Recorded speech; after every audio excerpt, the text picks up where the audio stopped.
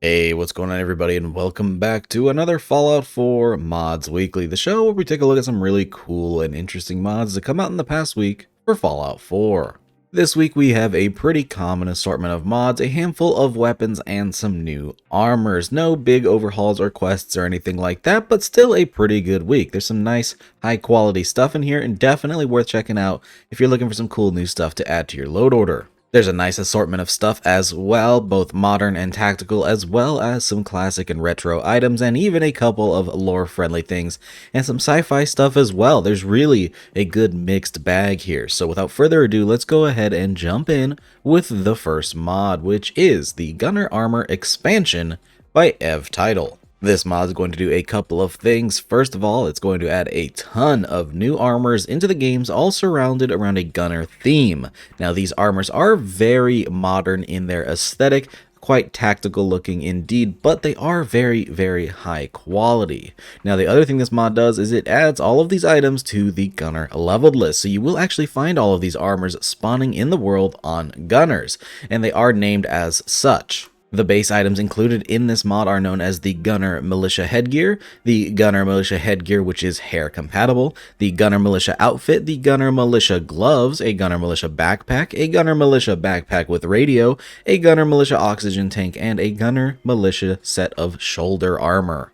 Now, most of these items are able to be layered on top of each other to make tons of really cool combinations, and there's a lot of customization for each of these items over at an Armor's Workbench. Customization options include not only different types of camo, but also different armor styles. For example, on the chest piece, you can change out what kind of armor plating or pouches you have. You can change out the headgear to be a helmet, a gas mask, a beret, or even a combination of all of those parts. And of course, you can customize the colors on all of the accessories to match whatever you decide to do to the main armor pieces. It's not mentioned on the mod page, but there's also a couple of ghillie pieces you can equip to your character as well, which allow you to hide in the bushes and take a stealthy approach to combat.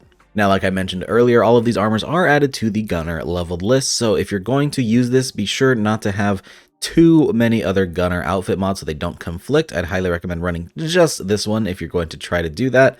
Additionally, you can also craft all of these armors at the chemistry station so you can get them for yourself.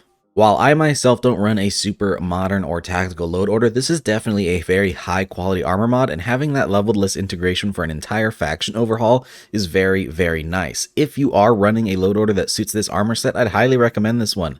I know I'm going to recommend this to a friend of mine who does run a load order like this. I think this is probably one of the best gunner armor overhauls for that style. So if any of these armors look appealing to you, I'd highly recommend checking this one out. It's a top-notch mod. Our next mod is the very first weapon mod this week, and that is a classic weapon, the Battlefield 5 Kar98k mod by Zestoflemon. This mod is going to add the beautiful Kar98k bolt-action rifle, complete with some cool customization options and a full suite of custom animations. And the animations are definitely what make this weapon shine, as it does make use of not only tactical reload, but bullet-counted reload support. There are essentially three different types of reloads for this weapon, the first of which is if you're using the infantry style of rifle with no scope mounted to it. If you do empty your internal magazine, you can use a stripper clip to reload the weapon, so you can reload all 5 rounds at once. However, if you only fire a couple of rounds, you can choose to do a partial reload, in which you will only reload the number of rounds that have been spent, which is pretty cool. Now, if you do empty the internal magazine, but you have a scope equipped, you can make a full reload, but you will have to reload each bullet individually, much like the real-life version of this weapon, as there is no room for a stripper clip to make it inside. On top of that, this mod also features beautiful sounds straight from Battlefield 5, both in the unsuppressed and suppressed version of the weapon. They sound absolutely fantastic in-game, and like I said earlier, there are a handful of attachments for this weapon, so you can customize this thing at least a little bit. There are your basic damage upgrades, a couple of scopes, a bayonet, and even a suppressor option, which what else do you really need for a bolt-action rifle? Now, sadly, this weapon is not added to any leveled list, so you're not going to see this thing spawning out in the Commonwealth. Instead, you're going to have to craft it over at the chemistry station or spawn it in via the console. Even still, this is a fantastic weapon, and I wouldn't be surprised to see a patch adding some leveled list integration to this weapon in the near future. I believe there's already a patch that will replace the bolt-action pipe rifle with this weapon, which may not be ideal for everybody, but at least there is one option. But give it some time and I'm sure there will be a more standardized leveled list patch for this at some point.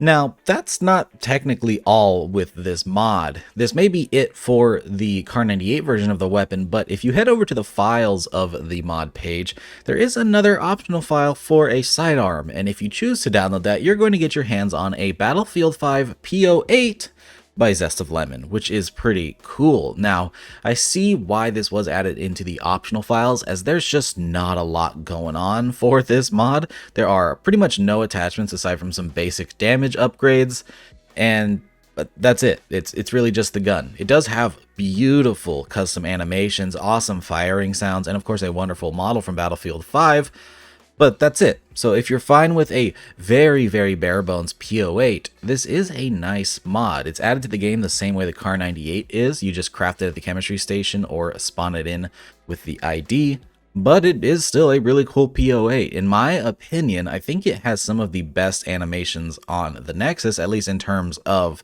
P08s, because there are a few P08 mods out there. Sadly though, it just doesn't have a lot of customization. So who knows, maybe we'll see an update for this at some point in the future, adding a few more features to it, or maybe somebody else will take up that task and maybe make an add-on for it. But as of right now, it's a very bare bones pistol, but still a very cool and authentic one.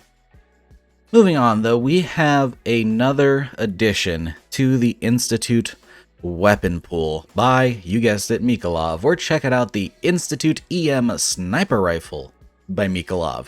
This mod is very interesting. It's going to add another Gauss weapon similar to the EM rifle that micalov made sometime in the past, but this one is more for a designated marksman role. In game it is even known as the Institute EM DMR, and this thing is pretty interesting. It's got a very slow fire rate, a very high damage. It is semi-automatic and does use the combat rifle animations, so any combat rifle reanimation mods you have will apply to this. It is already built in to be ambidextrous. There is a bolt on both sides of the weapon so that if you use the right-handed or left-handed bolt, it will work either way.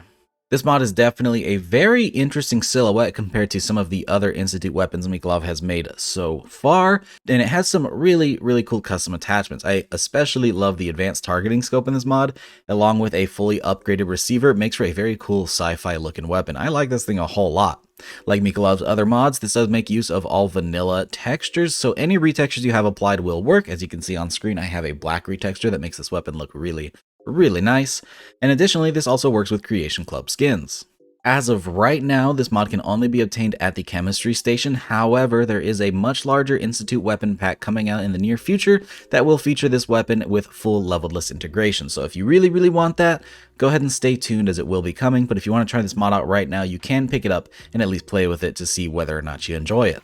I do think that the approach that micalov is taking is pretty interesting. This mod is designated as a marksman rifle. It would have been easy to make a modular platform and make any weapon combination possible, but micalov is instead opting for making separate weapons for each job, which, to be honest, is my preference. As much as I do love the weapon modification system in Fallout 4, I hate having a sort of jack-of-all-trades weapon that can just do any job, because then there's no reason to pick up any other weapons. I like having weapons that do their own job. That way you can actually take out a loadout of different weapons that you need to swap to, and this definitely does that. So if you're going to be an Institute player in the upcoming year, when this pack drops, you're going to have a ton of weapon options, which is just incredible. The stuff that micalov is doing for the Institute is awesome. Now, if you're an Institute player, you don't have to settle on just one laser rifle. You don't have to be an energy player. You're going to have options to do anything that any other player could do, which is pretty cool. I can't wait to see what micalov moves on to after the Institute. I'm curious if he's going to take this approach with any other factions or weapons in the game. Alright, enough fanboying. Let's move on to the last mod this week, which is the KANG TAO Smart SMG by cyberArkhi. This is going to be a weapon added from Cyberpunk 2077 into Fallout 4. This thing comes complete with a beautiful model and set of textures, as well as some custom animations that are very interesting. Whenever you're firing this weapon, you actually hold it sideways. In third person, it will be upright and standard, but when you move into first person, you will hold this weapon completely sideways, and even the scope is mounted to the side. So that's really interesting, and definitely a new unique addition, unlike anything else I've seen on the Nexus so far. Now, functionally, this weapon is a smart SMG. It has two firing modes, the standard firing mode, which just fires like a typical weapon, but then there is a smart version of the weapon. When you equip the smart bullets as well as the smart link HUD for your scope, you can have guided rounds, just like in Cyberpunk. So you just mark an enemy, shoot, and the bullets will seek out their target, which is pretty cool. This weapon does use 5.56 caseless ammunition, but in-game it's just going to be your standard vanilla 5.56. And if you want to grab this thing, this is one of the few weapons that actually has leveled-less integration on this Mods Weekly. You can craft it at the chemistry station, but it also does spawn in the world if you install the optional leveled-less file. Now, I'm going to be a little bit more transparent here. I don't love the leveled-less integration on this mod because it starts spawning in the world at level 1. This is a very high-tech, very sci-fi weapon that's already kind of hard enough to fit into a Fallout 4 load order, but it also starts spawning at level 1, and it spawns on vendors. This thing can be picked up very, very early on, and it's a bit powerful for that in my opinion. Balance-wise, I don't think that makes a whole lot of sense, but at least there is leveled-less integration. If you're going to be adding this thing into a character that's already in progress, it wouldn't even make a difference to you because you're probably already pretty high level. But if you're starting a new game with this weapon, it's going to show up very, very early. Regardless though, that's just a small issue of mine. You don't even have to download the leveled-less option. As far as the weapon is concerned, this thing is super, super cool. It has some awesome functionality and some really interesting and unique custom animations that definitely make this thing worth checking out as a piece of intrigue. And if you're running a Cyberpunk style load order, maybe you have some sci-fi mods as well, this will fit right at home. I'm not gonna lie, if Fallout took a little bit of a twist in its timeline, I could see this weapon fitting in pretty dang well. It doesn't fit with the standard typical Fallout aesthetic, but in a sort of Cyberpunk Atom Punk combo, I think it could work pretty well. But hey, it's up to you whether or not it fits in your load order. I'm just here to show off the mods. But with that, that's another week of mods for Fallout 4. I hope you guys enjoyed and found at least one new mod to throw into your load order. There's definitely lots of stuff to be excited about. Micalov's pack is coming closer and closer to completion, and I already have a whole set of mods for next week. Next week is going to be a really, really good one, so stay tuned for that. With that though, I hope you guys enjoyed the video. If you did, don't forget to drop a rating. It really helps out the channel, and consider subscribing if you haven't already for more videos just like this. Big shout out to all of my patrons for supporting every single video. And of course, a very special shout out to my newest tier 3 patron, Glasma, as well as my other tier 3 patrons, Avian 4, Captain Chaos, Helljumper, Indecisive Wolf, John Moreland, Cushy, Logan Rigmaiden, Microhan, Moonlit Gamer, Feed, Scott, Timmy76, YouthRC, and Voider. You guys are awesome. If you'd like to support the channel over on Patreon, you can do so using the link down in the description, but it is completely optional. Thanks again for watching, guys, and I hope to see you all in the next one. Peace!